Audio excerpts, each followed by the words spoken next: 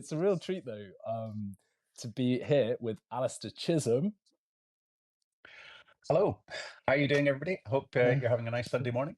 yeah, acclaimed children's author and just top guy. Yeah, your book has just come out this week. I Am Raven. It's been absolutely amazing. Yeah. Oh, Yeah, I've got to do the. Here we go. I'm going to do the punt. The punt right away. yeah, yeah. There we go. Oh, That's it. There. Doesn't it look gorgeous? Look at that cover. Every time I see it, it makes me grin. Yes, yes. It's just been out a couple of weeks now, a couple and of weeks. yeah, it's fantastic to see it out there. It's really exciting. And you've got I Am Wolf, the previous one behind you on the Indeed, shelf. yep, yep. There we go. Actually, I've just got to say that the covers. I love talking about the covers because they are so gorgeous. Um, the covers were a huge project with Nosy Crow. They worked so hard on these because it's a part of publishing that is so important, grabbing people's attention. And Ray Tierney is the designer at Nosy Crow, and he worked with an illustrator called Caritas Gunnarsdottir, and she is an Icelandic tattoo artist. I have no idea how they how they found this woman, but she is absolutely awesome. And so she did the wolf cover, and then she's done the raven cover, and I know that she's doing the third book when it comes out. So I'm very lucky. That's so fascinating. You say she's a tattoo artist because you can actually Yeah. see that, can't you, in the design of the Ex- constructs that you've got on the front. Exactly, yeah. The detail and the stylized take on it, and the whole thing about it, yeah, it's just very cool. It's by far and away, she's just way cooler than I am, and I really think that's great. Having kind of got people to design covers before, and I had a similar thing where I found this guy to do my first book, and I knew I didn't want it was a sports biography. I didn't want my face on it because it seemed silly, and I didn't have the profile of the people that do that, so I wanted to stand out a bit like you. And I found this guy, and he did craft drinks packaging. Right. And Okay. I Yeah. thought, but I thought that's a really similar principle. It's a Yeah. product. It's on a shelf. Everything is the same. You don't know what Mhm. it's like until you taste it. Like a Yeah. book. So you really are doing this. The principles felt very similar to me. And he came up with this very striking graphic cover, and I just loved it. I absolutely loved it. And it's hard to ascribe success to these things in a way, but I feel like it was definitely it definitely made things stand out. And I'd say these are wonderful covers. I think they just look really cool. I think. They do, and actually, it's a kind of it's a bit about publishing, which is almost like a dirty secret, but it's not really. When a kid walks in, you know, you that they want to see a book and they want that book to speak to them right away. And if it speaks to them right away, then they will pick it up and they will give it a try and they'll go for it. And we do so much judgment by that straight away. So you want a book which is absolutely going to convey the feeling in the book and the movement in the book. And it's such an art, really. Ray has done an amazing work, and he worked with my editor, Zoe Griffiths, and the three of us chatted a lot, and they went through different versions because they really wanted to say, this is the kind of book that you're going to get. When you read this book, this is the feeling that you're going to get, and it's so important. I mean, I think they're amazing. How much input do you get into the cover design? This time round, I actually got quite a lot, and it was great. Zoe brought me into the office, and we went through quite a lot of ideas.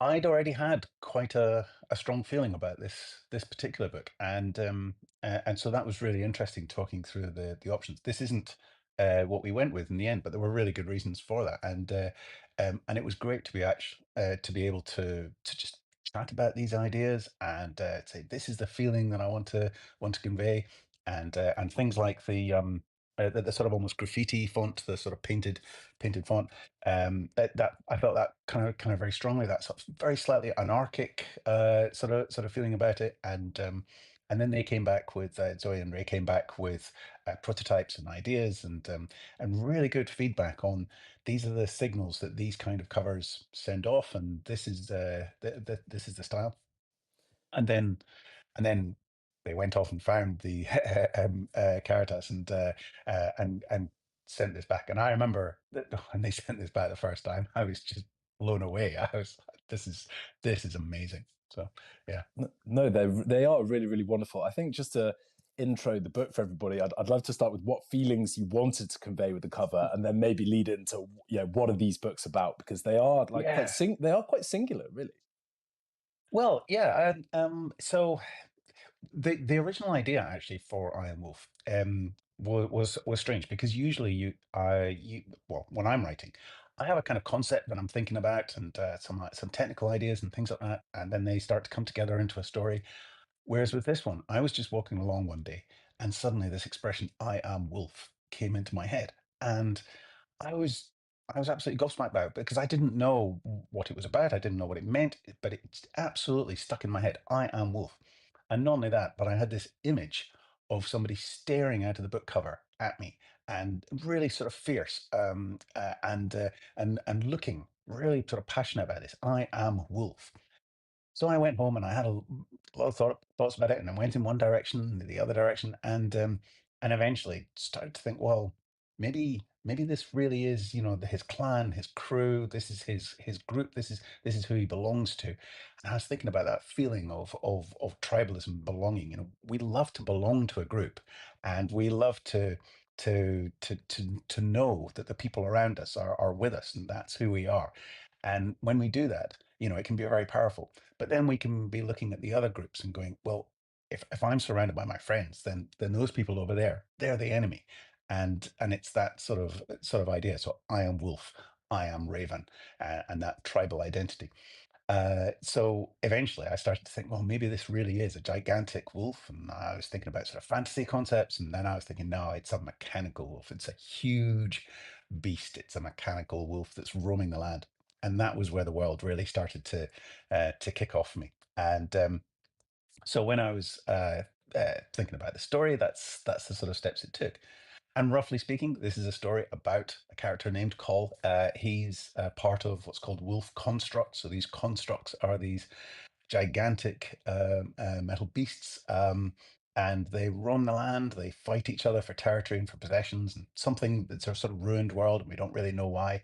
And Col, the main character, he gets left behind after a massive battle, and he's desperately trying to make it back to Wolf. And he's got to form alliances with other people on the ground. He's got to deal with people who he would never deal with otherwise, and he can't decide who he can trust, and he can't decide what he's going to do, and he has to sort of cobble together something new, and he's desperate to get back. And the question is, is he going to get back? And when he gets back, are they even going to accept him again? Are they still going to think that he's part of Wolf? So that's the story.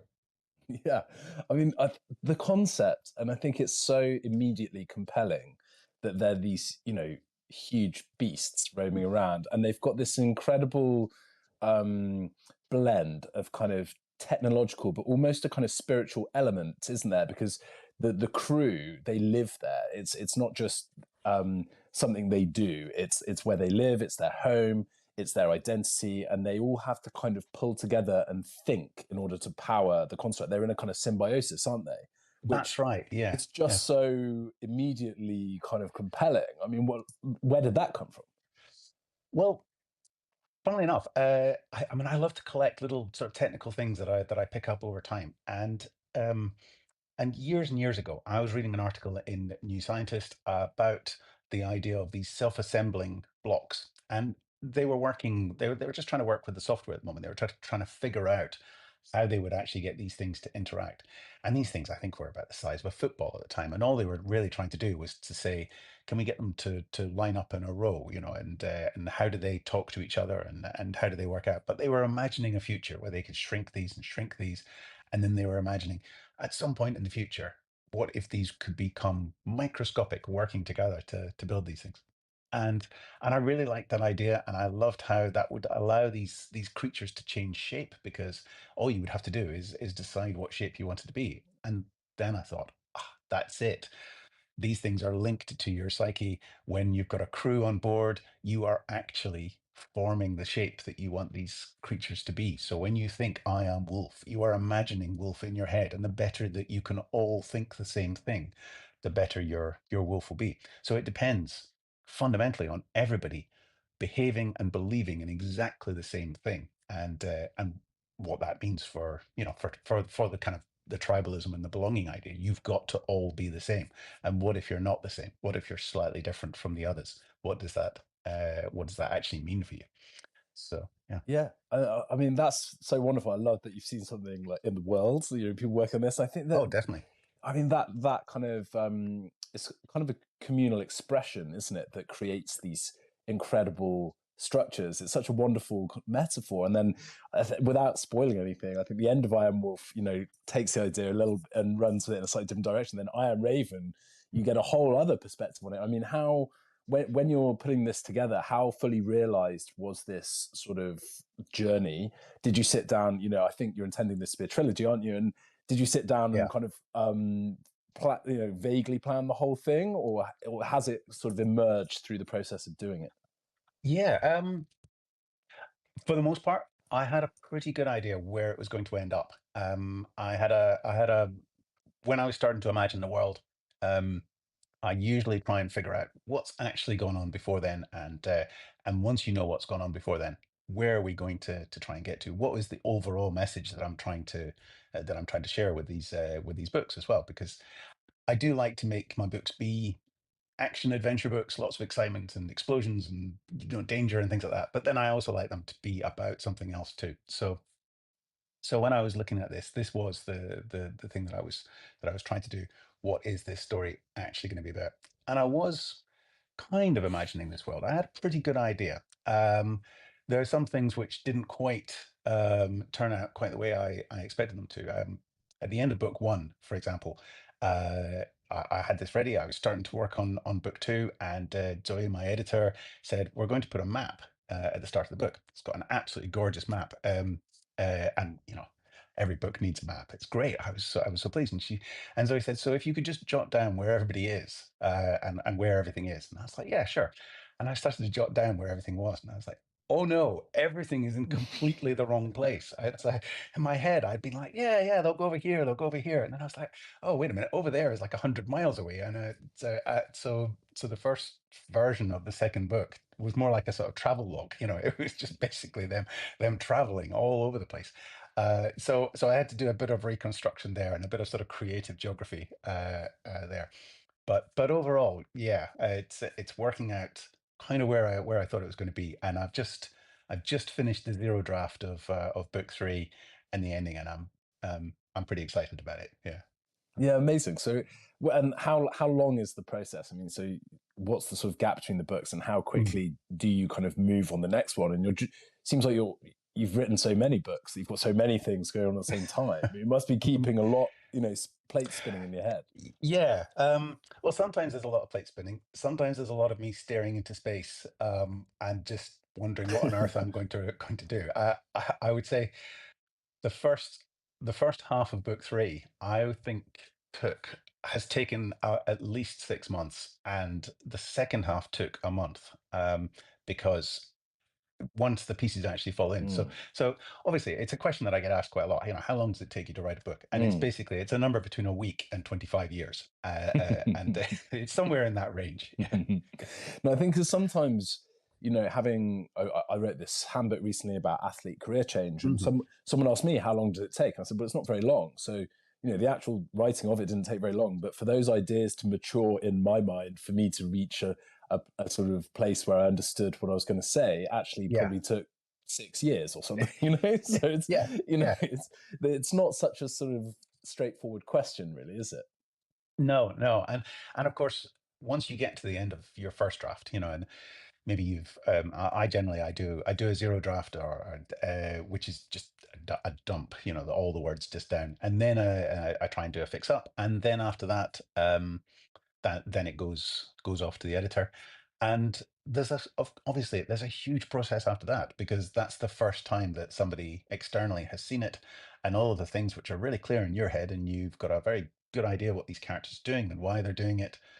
Suddenly that's your test, and can your editor pick that up as well, or does it require a certain amount of telepathy that you're that they don't have? So that's when they come back and say, okay, what do you think this story is about? Are you happy with it? What do you think? Um yeah, actually, I do remember, with one book where I was pretty pleased with it, and my editor came back, and the first thing she said, "Do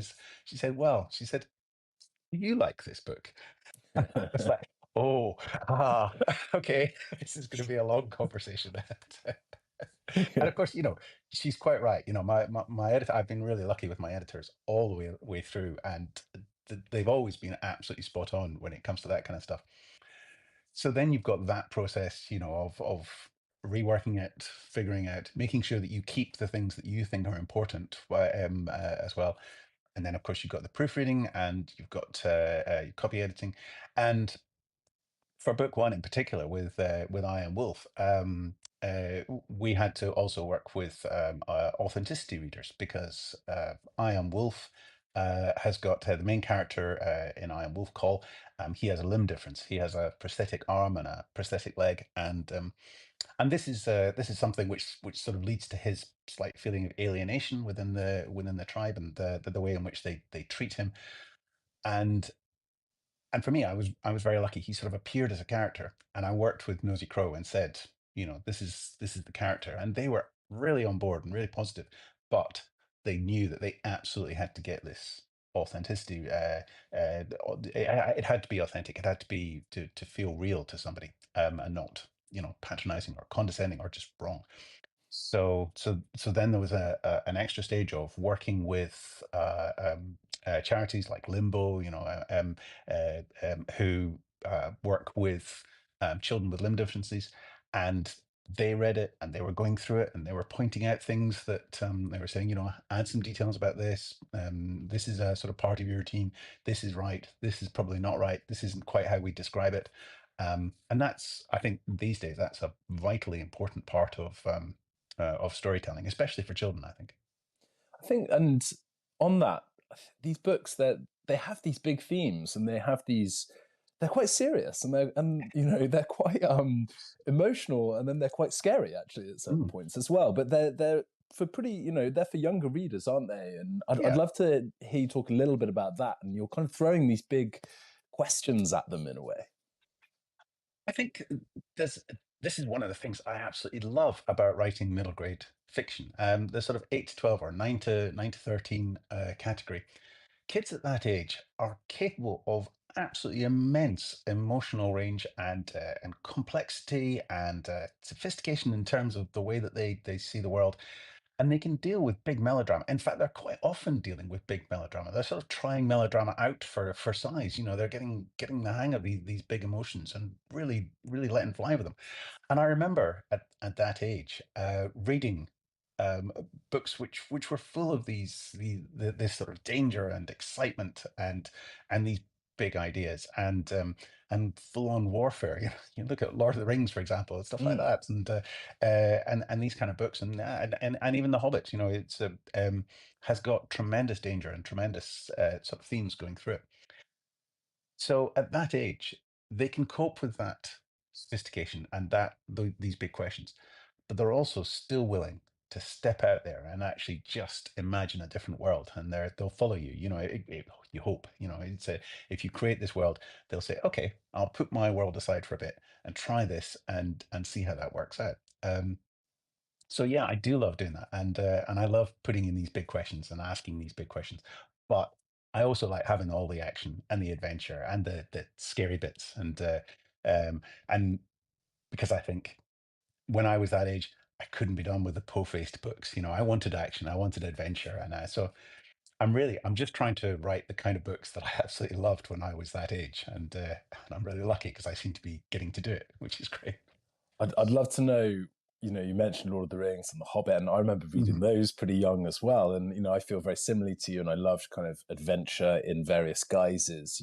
I think in the first place, quite the sort of ye olde England adventure, things like Swallows and Amazons and Mhm. stuff like that. And Yeah. then later, like more fantastical things. And I think books, yeah, there was one series which apparently wouldn't pass muster now, but they were by a guy called Willard Price, and they were all kind of, I think they were Mm. conservationist brothers, and they were running around Yeah, the yeah. world and on these adventures. And they were the things that really grabbed me. I'd love to know, Mhm. what those books were that you were Yeah. super into at that age.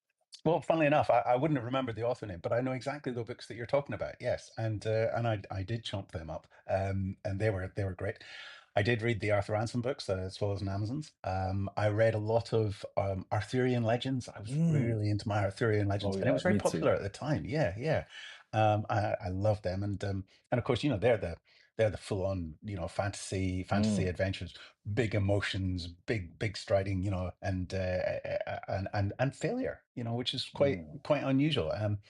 I loved ghost stories. I liked Robert Westall. I loved Robert Westall books. He did a book called The Machine Gunners, which was set in Yes. World War II. Yeah, and it was all about these kids who are collecting remains from air raids, because that was a thing. You would collect shrapnel or bullet cases and things like that, because obviously that's what kids do. They collect, and they just adapt to their world, and about the incredible thing that they actually do find, and about them keeping it secret. And I think what I loved about that is that the kids weren't perfect in it. They weren't all working together. They had their own little spats and stuff, and their own weaknesses, and the adults were the enemy. But the adults were also behaving in a way which you could understand. I love that, because sometimes in books you get adults that they just behave in the way that they behave so that they can move the plot on. They do silly things, or stuff that doesn't really make sense, or it's things that you just know that an adult wouldn't actually do. And whereas in Robert Westall books, I really liked it because the adults, for the most part, did let them get away with stuff because they were so tired. The adults were so stressed and fed up, and some of them weren't very bright, but also, you could really see it, and it really appealed to me that it wasn't that the adults were behaving in a bad way. It's just that they were a bit useless, and that was great. So I love them, and this actually, I always show this one because this was a massive influence on me. This is Susan Cooper's book, The Grey King. And it was part of a series called The Dark is Rising, which was a fantasy magic series, about a boy, about a boy wizard, actually, although it was a long time before Harry Potter. And this book in particular, I absolutely loved, because it's very evocative. It takes place in the Welsh mountains. Um, it's got really amazing characters, and the thing about this book was that it really stuck in my head. And years later, I understood that this was the book that made me realize that the books you care about, the books that live in you forever, are the ones about people. It's the ones where you care about the people, where you understand the people, where the people live inside your heads. And although I do like to add explosions and whiz bangs and stuff like that, but what I'm caring about all the time is the main characters, and it's because of this book. And which is wonderful. And as you can see, I read it until the cover fell off. It literally, the cover has fallen off this book. It's a glorious book. Yeah. I've never heard of that. It's so Oh. lovely to keep a book as well that Mm. long. I know exactly what you mean. Oh. It's pulled to pieces because you've looked at it so many times. And Yeah. yeah, I mean, I read a study a while ago, and it was saying about kids playing, and back in the day, kids would get a surprising distance away from the house. Mm. Oh, yeah. Yeah. Going out on your bikes and all that kind of thing, and going a long Mm. way, and that's really kind of receded. And do you think that follows through with literature? Did we, were books kind of a bit more of an open space for adventure before, and now they're a little bit more, or do you think that's unfair? Um, I think certainly attitudes have changed, uh, and I do remember going for quite long distances. Although I wasn't a very adventurous kid, but I did used to go for quite a long way. And certain things have changed. I think partly it's the number of cars on the road. Mm, It's a simple thing like that. Partly it's demands for attention, because there didn't used to be, the electronic devices, and the iPhones, and I don't want to be, all sort of luddite about this. I mean, I love mm, my tech yeah, gadgets, and and we'll talk about it in a it's minute. fine. Yeah. Yeah, yeah. But I but I think, when you're reading, you're now competing against a lot of other things. Whereas I think there was probably a lot more boredom when we were kids, and you really did have to go out and actually find something. When I look at modern books, though, although in some ways some of the things that they're talking about are more sort of close to home, I think part of why they're close to home is because they're talking about real things which are actually affecting real kids.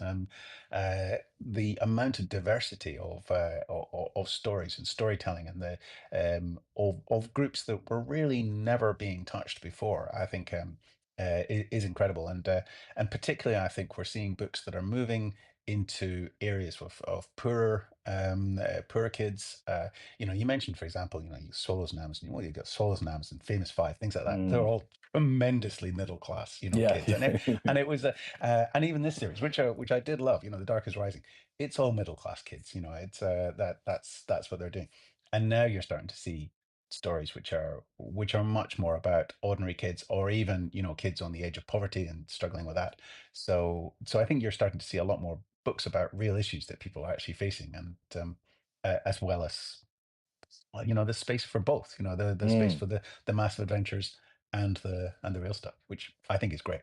Yeah, I think it's great too. Mm, That's such a wonderful answer, and I actually love when books, and in kind of adult fiction, but also in children's fiction, I love to see different bits of the UK kind of represented. I think mm. there was, if things can be very London centric in some ways, but then it's amazing when you get a book that's set in some other place, and it Yeah. does appear to happen more and more, and it's wonderful. It's wonderful to see. Yeah, and obviously, as somebody in Edinburgh, it's something which is very important to me, and yeah, I think if you don't specify the location, it is kind of assumed that it's London, and that's the core, or core region. And it's massive, it's huge, and it's surrounded by other massive towns. Obviously, there's a very good chance that any kid is going to be from that part of the world. um, but I was very lucky that I've been able to write about other things, and one of my Adam 2 is actually set in Edinburgh, so that was really fun. I got to set it in my own city, have people running down the streets in my own city. It was a big Edinburgh castle. And then when I did the Dragonstorm series, which you narrated, Yeah. but really well, but I've been listening to them; they're Oh, fantastic. thank you. Uh, Yeah. but when I wrote them, I was trying to imagine a fantasy city, and this fantasy city has got a big, massive rock in the center, and sitting on the rock is a big palace in that case, and it's got lots of windy streets, and I was thinking, well, this is basically Edinburgh. That's Yeah. that's where these books are set. And nobody called me out on it, so Yeah. so it's like, That's yeah, really funny. I think so. And in another side of life, you're a computer mm, programmer, aren't you? yeah, yeah. You are. And I really love the fact that I've been able to do both, because I'm very geeky. I am. I love my tech. I love programming, and I have from a really early age. And in fact, my first career has been computer programming.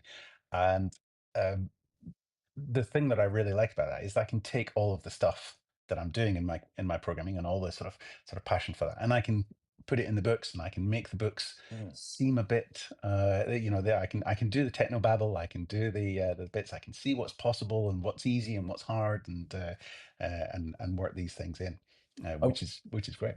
I wanted to ask you about I Am Raven because one of Yeah, the perspective characters, or at least one of the characters who's much more in the story is Rika, yeah. and I wanted. I hope I've pronounced her name properly, but yeah, how much of her is? I was thinking this must be a kind of through line from Yeah. all. Rika is brilliant. I love Rika. She's so obviously she's so technically capable, and she's so rude. And she's just sort of Yeah. consistently, and the third book is all about her. So I've been living in Oh, her wow. head a lot, and I think Rika is probably. I think these days there's a very good chance that somebody would sort of describe her as neurodivergent in some way, and I haven't tried to pin that down because it's not my lived experience. But I think she is definitely a person who finds computers easier to deal with than humans, and computers have rules, and she can understand the rules. Humans are chaos, and they're constantly doing things that don't make any sense at all. And so she's much more comfortable with the computers, and I have certainly. I've lived and worked with these kinds of people, and I understand them. I've been one of them for many, many years. And sometimes when I'm writing her, all I'm really doing is actually just sort of channeling my inner IT support guy, and say, oh, for heaven's sake, So yeah, I love, yeah, that air of kind of frustration with everybody else. Like, yeah, she is probably my favorite character actually in the books. yeah. I really enjoyed her.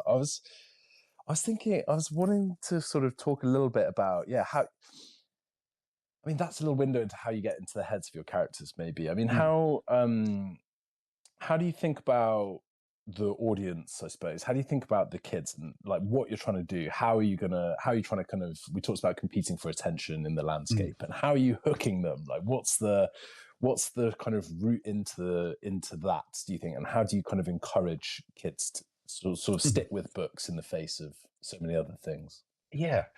Um, I'd love to have a really great answer for that. I think, honestly, when I'm writing these stories, I'm trying to live inside these stories. I'm trying to see them in my head, and I imagine them, and I'm just thinking, this is so cool, and I want to be going up to every person and saying, look at this cool idea. You know, you could do this, and imagine if the world looked like this, and then this could happen, and then you'd have these giant wolves. And I just want to talk at 200 words a minute and share. And quite often when I'm writing, I'm imagining what it would look like if it was a film. I'm imagining, Mm, this is where the camera would be. This is what it would sound like. This is the rumble that you would feel in the cinema. This is where the action scene would be. So I'm trying to do that, and then I imagine it in my head as well as I can, and then all I'm trying to do is express it. And I hope that it's that enthusiasm and that excitement that is the thing that actually carries my reader along. And then when it comes to the characters themselves, uh, as much as possible, again, I just try and imagine what it is about them that makes them real. The characters of Cole and Bran and Rika and Philin are they're kind of living rent free in my head right now. These are real people as far as I'm concerned, and they will be for while the books are going. And so a lot of the time when I'm telling these stories, I'm sort of just letting these characters speak. Which, as I say that out loud, sounds terribly like sort of literary sort of nonsense, but it kind of does feel like mm, that. You're just doing your best to imagine what would Cole how would Cole react at this point. He's angry, he's frustrated, he's been embarrassed, but he's a fundamentally good person. He sees something and he feels bad for this person. What would he think? There's a bit in in the early book where he's being very sort of brusque. He's very cross, and there's a little boy Philin, and Philin is suddenly really upset, mm. and Cole all that I did really was say how would Cole react, and Cole is sort of mortified with embarrassment, but also wanting to look after him, and then I remember that sort of feeling, um, and then I just try and convey them, and I hope that if they feel real, then people will actually respond to them. I think as well, some of these, I was thinking about it the other day. There's times you remember very viscerally certain things from your childhood, or being a child or a teenager or whatever. But Mm, no, there are times where I am embarrassed now thinking about them and thinking, "Oh my god, that was awful. How did I behave?" And remembering the feeling of embarrassment at the time and mm, thinking, "Oh my god, I shouldn't have done that." And it really does yeah. stick. It sticks with you for a long time. These childhood kind of happenstances, and like you said, the melodrama of childhood. These things are big Yeah, feelings, and you're in these environments with loads of other kids, and they are it is quite epic in a yeah. weird way being a child. It is Mm, absolutely. You think that for the first 10 years of your life, pretty much everything around you is controlled and arranged and done, and then you're starting to do this thing where suddenly you're actually having to make decisions and you're having to accept the consequences of the things that you've done. And then, physically you're changing and hormonally you're changing and you're losing control of these things, and pecking order and things like that becomes suddenly really, really important, and belonging, and that which is a big thing that I was tapping into. And you are doing these things. And like you say, I do remember these things where I was having a meltdown or something was happening. And even at the time, I was thinking, I'm slightly embarrassed by this, but you can't help yourself and you go for it. And now my kids are much older, but they've been through their teenage years, and we've had the meltdowns, and then as your parents, you go, okay, that happened, and then we restart the next day, and it's fine, and you have a bit of a laugh about it, maybe, or and you carry on, and then occasionally, what this happened, and then I realized Well, that was how my parents actually probably reacted as well. They probably had a bit of a laugh, it's just sort of went outside for a walk and came back and reset, and then they just moved on. And these things that I, in some cases, have spent my entire life mortified by, for them was a sort of, a wry look at each other, and then they just got on with it, and then so that was kind of reassuring in the end, actually. I think Cole's such an amazing case in point because yeah, he has this kind of leadership thrust upon him, but he's a Yeah. child and he's wrestling with his own things. And I Mhm. think that's such a wonderful, being for myself, being an elder sibling. And I think, quite quickly you end up in a sort of responsible role, even though you're not responsible at all. And, and I think Yeah, yeah, it's so yeah. I know. it's so recognizable in Yeah. Cole, that kind of sibling behavior, even though they're not his, they're not his relatives necessarily. I thought it was great. I've been working on this boys' literacy project in Mm, schools and with maybe slightly older, so probably they're 13 to 18, 13 to 17, mhm. Yeah. and just trying to join up those kind of reading experiences and make sense a little bit of the landscape um, for boys and books. And I was just curious just to get your sort of I don't know, your take on the sort of scene for them or what you see that works and what doesn't work and how boys respond to your books. I was just really curious because I'm sure you're not writing for boys. I feel like there's something in these books for Mm. everybody, but you must be thinking about them from character standpoint at least. Of course, yeah. You're right. I'm not generally writing for boys or for girls, Mm, particularly. Uh, but when I'm coming up with these characters, they do have they still in this day have a male energy or a female energy sometimes, and um, this is a very complex time, I think, to be a boy, because of these constant discussions about what that actually means about toxic masculinity and things like that, and how do you navigate a route through. So with Cole, for example, I knew certain things about him. I knew he was very proud. I knew he was very sort of physically active. I wanted him to be actually quite a sort of muscular kid. I wanted him to be a kid who would rush into a fight. And quite often, I think the characters in these books, they're maybe the clever one, and somebody else is being the sort of big beefy one. I thought, no, let's make him, let's make him the guy who will rush forward and into the fight, and maybe not actually think too much. He's not the sharpest, certainly in the group, and so I wanted him to be that kind of person. And as soon as the character of Philip came along, who is a much younger kid mm, who's had a sort of troubled background, and Cole sort of ended up looking after him, that was where I really started to feel that I got Cole right. So when I'm looking at boy characters in particular, I'm always trying to remember what it was like for me, and how I felt about them. And I'm also looking at the boys that I see when my daughters were growing up, about their interactions, and I would find that in the primary schools, for example, quite often the P7 boys, so that's like year six, is that in England? But the older boys in the school, all the older kids would be sort of given a very younger kid to be a little sort of mentor or a mm, helper, a buddy.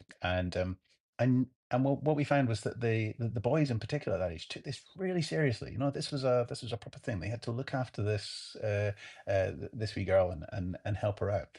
So there were some things where I thought, these are, maybe they're societal expectations, or maybe they really are a sort of gender thing. I don't know, but there are certainly these patterns. So I did try and think of them, um, but I would say that I wasn't a very stereotypical boy, and and I would never, for example, there would be no point in me trying to write a series of books about football, for example, because I know nothing about football, mm. nothing whatsoever. If you want football books, Tom Palmer's your man. He can he can help you out.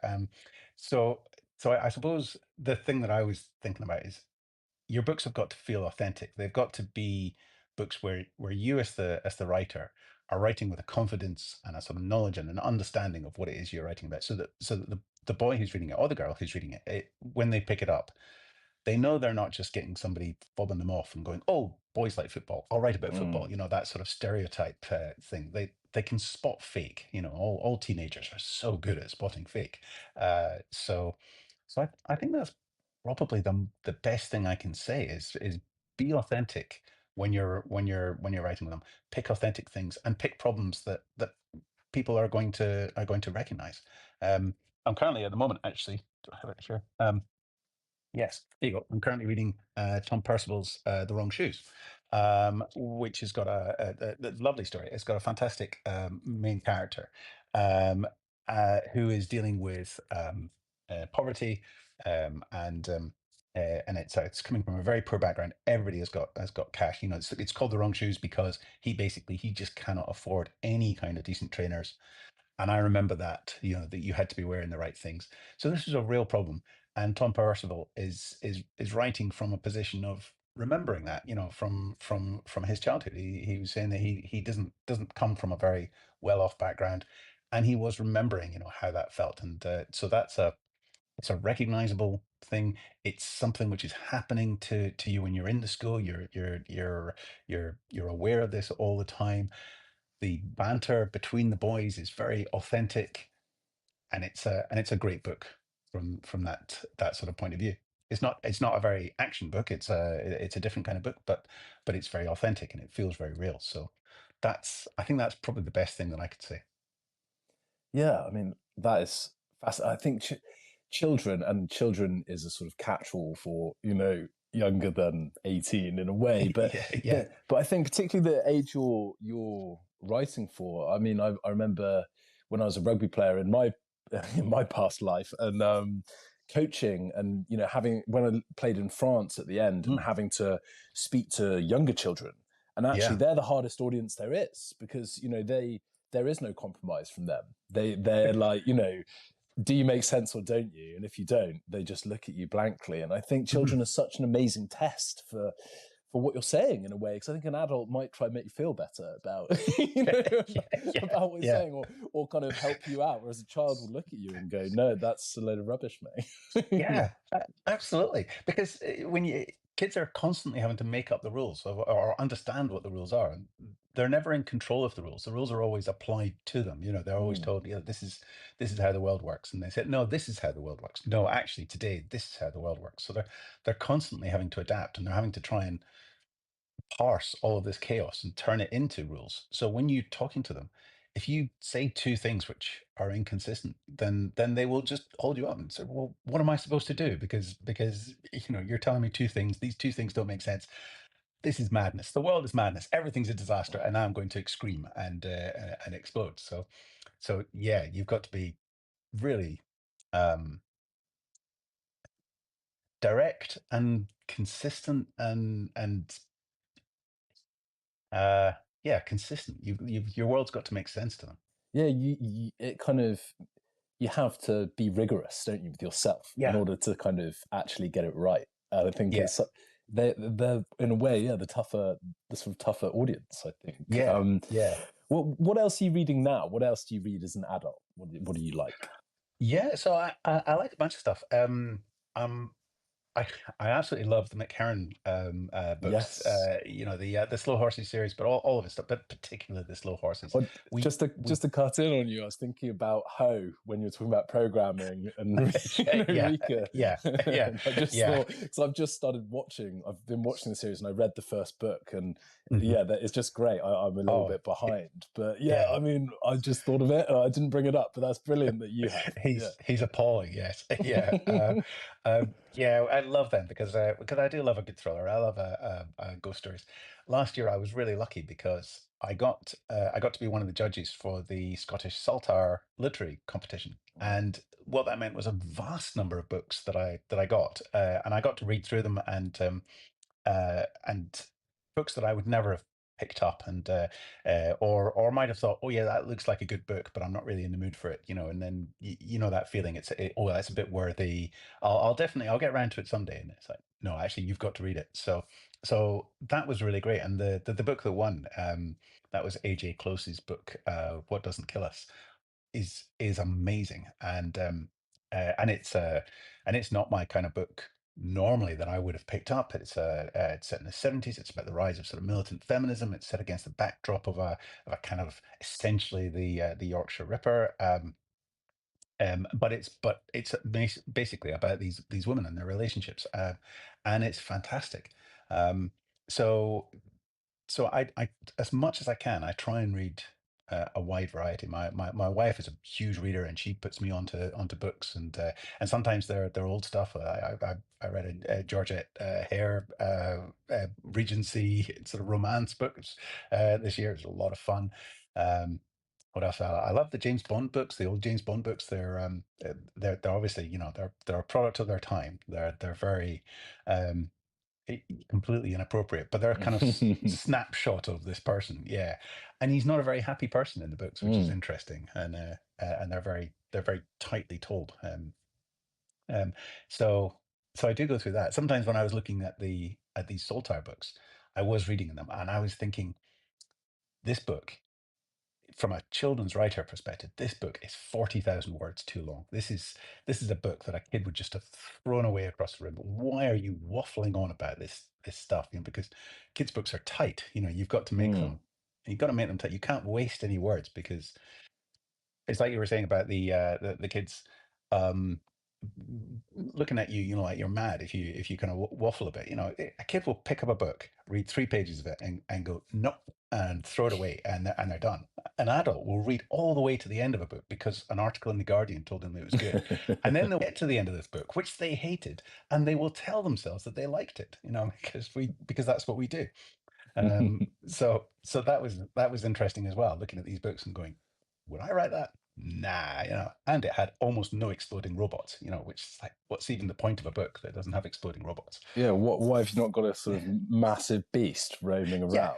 Yeah. exactly. How hard would that have been to add? Yeah, Yeah, exactly. Just way more cool and fun. yeah. I was going to ask, like, actually, in your reading, are you constantly like magpieing ideas or perspectives, or do you still manage to read like purely for pleasure, or is there always an element of kind of craft or analysis as well? Um, I think when it's adult books, it's generally for pleasure. Although, when you read something that's really well written, you do find yourself asking, what was it about that I loved? Mm. I read a lot of middle grade fiction these days, and I'm very lucky for that, because I get books come in, and I can read them, and a lot of that becomes a bit like craft. You're reading it and you're going, what's the writer doing here? What's the word count? What is it? What have they managed to achieve in this space? What is it about this that has made this really successful as a children's book? Books that have got humor for kids, they're so difficult, and the ones that can successfully do that. I recently read Mallory Vale and the Curse of the Maggoty Skull, um, which is an absolutely brilliant and brilliantly funny book, and it's just full of this nonsense. And I was reading that and going, "How does this person even do this?" And can I bottle that? So it's a bit of both. Yeah, Can I take your essence? Yeah, yeah, yeah, yeah. Exactly. Yeah. yeah, it's really funny. I think, and what's so nice about the I Am Wolf, I Am Raven is because, yeah, the idea, the concept for me, it made me think of this old cartoon called Dino Riders, which I think Oh, yeah, probably no one's yeah. ever heard of, but it was, the goodies were kind of living in harmony with the dinosaurs, and the Mhm. baddies were sort of coercing the dinosaurs, but everybody was riding dinosaurs, which just made Yeah, it super cool. And it made me think yeah. of that. But actually, yeah, I mean, that gets you in the door, doesn't it? And then it's the kids, and then it's how they're talking and their interactions. And, it was kind of amazing thinking about that as I was reading yours. I was like, yeah, what an amazing idea and a great cover and Oh, everything. But great. actually, you're there because you stay to the end because of the character and what they're I doing. hope so. Yeah, I hope so. Um, those, as I say, those were the kind of books that I loved as a kid, and the ones that sneakily made you care about the people. You thought you were reading an explosion book, a heist, or a ghost story or stuff like that. But then you realize by the end of it that you care about the people. And I was a big comics fan when I was a kid. I still am. Mm. I read massive amounts of comics, and they quite often have to do that because they're some of them are they're periodical, they're very short, so in just a very small number of spreads they have to tell a story, they have to pull you in, and then the next week they have to pick that up. So a whole week has passed, and then you have to be able to pick up that story, carry on with it. So they have to do such an efficient job of bringing you in every single chapter, but then developing the characters as you go along. It's a real art, and I look at them a lot. Well, I mean, you were talking about how you kind of write these in your head with a kind of filmic Mm. perspective or sensibility. Would you do something that was illustrated? Would you do a comic? Something I like I would, Am Wolf seems like it lends itself really well to big illustration. yeah, I would love to. I really, really would love to. Uh, I write picture books as well, and I love them. But I would love to do comics, graphic novels, things like that. I'm really hopeful that in the future I'll be able to pick up some of that. I'm hopefully going to have a bit more time for writing going on, and I think it would be something that I would love to do because just because I am such a fan of comics that the idea of doing my own would be it's a bit of a bucket list item. I think it would be great. Yeah. Yeah, I think it'd be great too. I mean, like with just to close us off and let you go and enjoy the rest of your Sunday. So this is a trilogy, but it seems like such a great sandbox. Do you see it being more than that, or what's the future for the I Am Wolf, I Am Ah, Raven crew? well, I actually I want to cap it. I like the idea. I've got an ending, and I like my ending. Not everything's going to be resolved, but the fundamental things will be resolved. I quite like to leave my books where you think that there could be another chapter. When I was a kid, I did love the kind of books where you'd got to the end, you'd finished the story, but as a kid, I would start imagining the what might happen next, and even what would the next book be, and I quite like that. So my books quite often do end that way. So I think when this one's done, it's probably done, and then it's on to something else. But I had a lovely thing recently. Somebody, a school got in touch with me, and had sent some letters and things like that. And amongst it, they've actually written some stories about things which took place in this world, and some of them are sort of things that happened in between chapters of the book, and that's really exciting. It's seeing somebody reading the book and being inspired and thinking, oh, could I write about this bit? What actually happened here? And um, so yeah, hopefully maybe it'll live on hopefully it'll live on in sort of fan fiction in some small way. That would be really cool. That's such a lovely answer. Leaving the story for others to pick up, I think, is Mhm. probably the nicest possible ending you could have, isn't it? So Yeah, yeah, what a think wonderful answer. And thank you so much for your time. I love chatting to you. I yeah, really enjoyed these books, and yeah, I hope brilliant. they fly off the shelves and into the hands of young readers because they are really wonderful stories. Fantastic. Thanks very much for having me on. It's been great to chat to you, and good Yeah, luck it's with wonderful. the literacy program. Yeah, It's such an important thing. So it's brilliant, and I hope it goes well. yeah. Thank you so much. Anyway, thank you, Alastair Chisholm. Everybody, go and get I Am Raven right now, and get I Am Wolf too if you if you need to. But yeah, thanks so much. Have a great Cheers. Sunday, everybody. Thanks very much. Bye bye. Bye bye bye, Alistair. Bye.